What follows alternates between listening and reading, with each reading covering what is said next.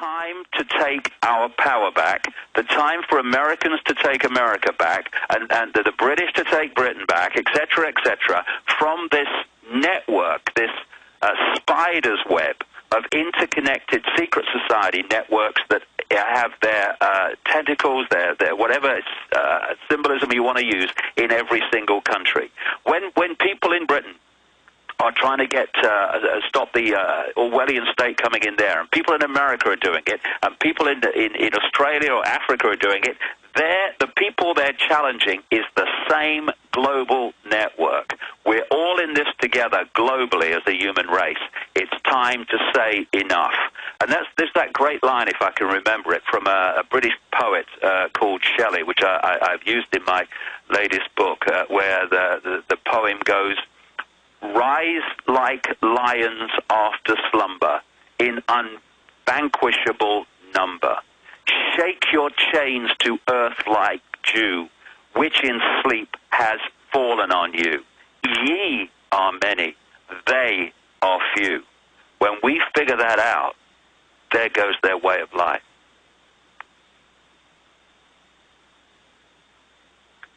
Is Alex still sitting there? While he's coming back, I'll say I'm talking in San Francisco next Saturday, if anyone wants to go there, for 8 hours, where I connect the dots. And when you connect the dots, my goodness me, what appears is an elephant in the living room. David? It's so obvious when the dots are connected. Yes, Alex? I was just sitting there in the control room listening to you and thinking, I don't think anybody's ever had David Icke on the radio and just sat back and listened to him. We're going to have you 20 minutes in the next hour, or even longer if you want, but now you've got dinner and other events coming up. But this is a special 27-hour live transmission we're doing. So that was quite a close that you made on that point. I was sitting there in my chair in the control room going, that sounds like a closing line. But, you know, the woods are lovely, dark, and deep, but I have miles to go before I sleep. It was the best of times, the worst of times. No army can stop an idea whose time has come, and we are at that fork in the road, that crossroads. There's been some developments with UFOs. I was wrong earlier today because it hadn't happened yet when I said, well, we heard UFOs were going to arrive over major U.S. cities yesterday, but it didn't happen. And I think the fact that you have these military people and others saying when they would arrive, and now they arrive, this is clearly Project Bluebeam and what Kissinger and Reagan and others talked about, an alien invasion unifying the world. They're definitely balloon testing. They are sending up test balloons to see if they should go with the fake alien invasion. I want to talk about that with you because you were just on last week and agreed to come on for this special live commercial-free transmission. But again, I wanted to give you 30 minutes uninterrupted. So spend 7 more minutes, David, on standing up to bullies, as you said, and what We Are Change. And I'm so honored. I talked to Luke today when he was in your hotel room, and he talked about how my ideas, and it just shows you never imagine these things will happen, led to We Are Change. And when he got kicked out of 9/11 Truth in New York for not supporting an attempted UN globalist takeover of it to make it all leftist, that he got kicked out, and I supported him and said, keep confronting people, keep doing what you're doing, and they did it. Be the change you want to see in the world, like Mahatma Gandhi said, and now there are, 500-plus chapters worldwide. They're confronting Al Gore and globalists everywhere they go, and it's spreading. Other groups are now imitating it. It shows how, like a pebble in the pond, the effects it has. So speak some more about that. Then we're going to come back to 20, 30 more minutes with you and then let you go, talking about other news and things that are happening right now. But yeah, this is the first time ever that I've shut up for 25 minutes while somebody's talking. But David, please continue. You got the floor. Well, the thing is that there's never nothing we can do.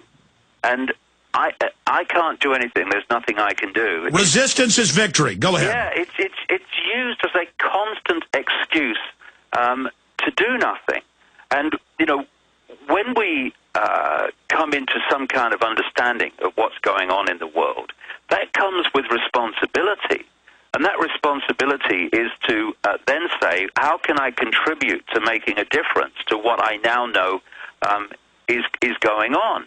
And so many people, I see them, Alex, on the forums. There's some great work that happens on the forums, and some great research done and communicating of information. And I'm not knocking it. I have a forum on my own website, and it's great. But there is a forum mentality, in so many people, where they come into some kind of awareness of what's going on. And their contribution to it is basically slagging each other off on forums about who knows more about this than somebody else. And you think, well, is that the only thing you can think of doing? Now you realize the kind of problems that we're facing. And a lot of it is because they want to avoid stepping out and actually getting involved in a way that there might be some consequences for them. They don't want to go there. And if we think that sort of we're going to bring this to an end without that there being challenges, well, forget it. But what you do is when the challenge comes, you meet it, you face it, and there's always a way around it. I've had so many efforts to bring me down over the years. There's one that's bubbling in the background now, which may become public at some point. But what you do is you've okay, here's a problem, here's a barrier. Now, I've got a choice here. I can lie down and play dead and say, there's nothing I can do, or I can say, okay, there is something I can do, because I'm not going to be stopped from doing what I'm doing. Therefore, this problem has a solution, but there's going to be a way around it. And you find one.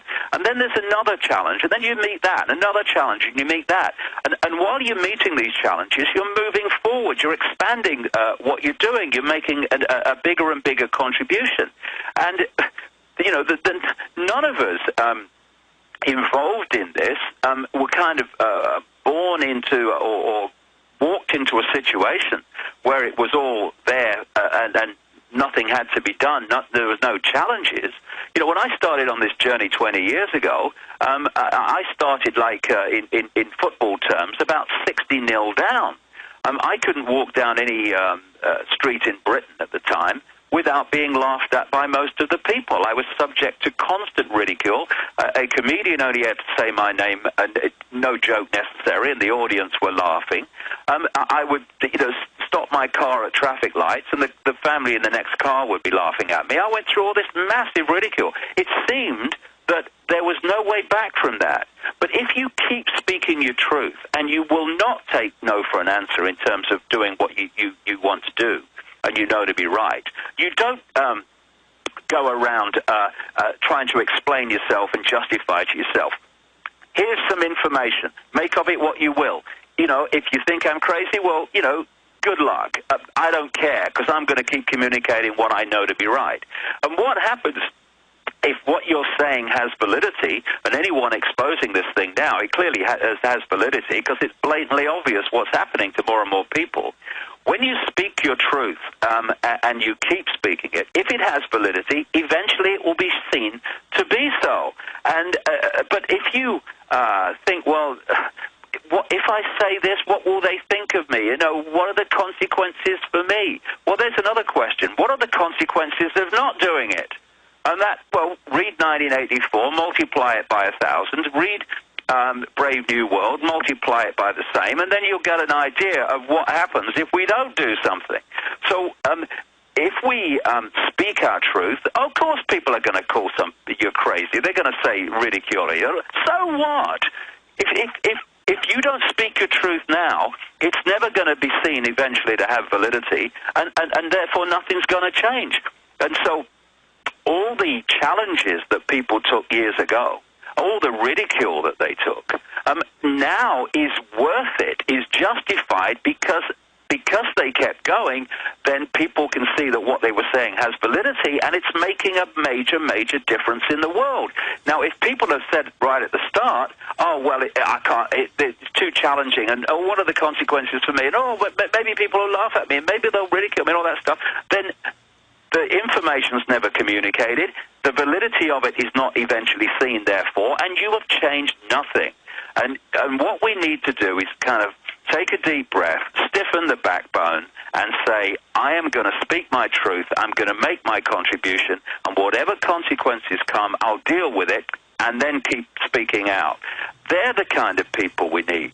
And, you know, it's amazing how there's so much physical courage that you see. You see it with troops. They are capable of the most extraordinary levels of physical courage, helping their mates out and all the rest of it in battle scene situations. And yet, they're terrified of saying the wrong word to someone who's got a few more pips on their arm or whatever than they have on some bloody uniform. And because physical courage for so many people comes easier than the other kind of courage, which is stepping up and speaking out. That's another kind of courage. That's what we need. People who won't take no for an answer, who are not in awe of the system and those so-called powerful people that run it, and who are not prepared to shut up because they fear the consequences of speaking out. And more of those people are coming forward. And that's what we need, more and more of those people. Now, for those who still feel they couldn't do that, that's fair enough. You know, everyone's kind of different. But those people can make a contribution in the background. They can support people financially. They can support people in so many ways, the people that go out front and do it. And I would say this too, this is an important point in this next stage that I'm talking about, where we take the game to the manipulators and we've changed the rules of the game in doing so. And that is, I know, and Alex knows, but I know from my own personal experience, so will many other people, out there around the world are very large numbers of famous people in the entertainment industry in various kinds, whatever it may be. Famous people in different areas that have a public platform who can see it. I know it through famous people who buy my books, for instance, etc. And Alex will know many famous people in America who are of the same ilk. Okay, some of them have stood up and spoken publicly. But what we need now is for them to get off the fence as well if they're listening. Because you have such an amazing contribution to make. If you stand up on a stage in front of, 20, 30, 40,000 people at a concert and just give some of the information and where people can get more. What an amazing contribution that makes in spreading the word. Look what Bellamy of Muse has done, wearing Terror Storm and Infowars.com shirts, and posting Infowars.com is one of the only links on the official Muse website. And here's an example of the little people like us, the average person. We've had 3 search terms, number 1, number 2, and number 3 today. Infowars Money Bomb number 1, Alex Jones number 2, rioting Americans, linking to an article where they admit they're training the military to basically take over every city in the U.S. That is number 1 now. Under it is Infowars Money Bomb. Alex Jones is number 4, moving from the number 3 place. Bill O'Reilly's number 3. Now, hundreds of newspapers, articles, blogs are now all writing about the Infowars.com money bomb, the Infowars money bomb. They're now talking about Infowars.com. They're now linking through. And when they click the name Alex Jones, they see all my websites, all my news. They see the money bomb. They see the article about the troops preparing to basically take over during a financial collapse.